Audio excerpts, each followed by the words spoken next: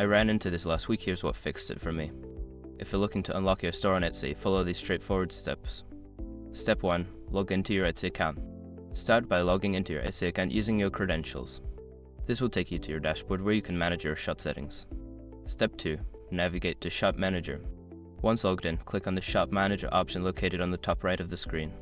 This is where you can find all the tools to manage your store. Step 3. Check your shop status. In the Shop Manager, look for the Settings section. Click on it and then select Info and Appearance to check your shop status. This will indicate if your shop is currently locked. Step 4. Resolve any issues. If your shop is locked, Etsy will provide specific reasons. Follow the prompts to resolve any issues, such as verifying your payment information or updating your policies. Step 5. Submit for review. After addressing any issues, return to the Info and Appearance section and submit your shop for review. Etsy will notify you once your store is unlocked. Remember, if you miss a required field in your shop settings, it can delay the unlocking process.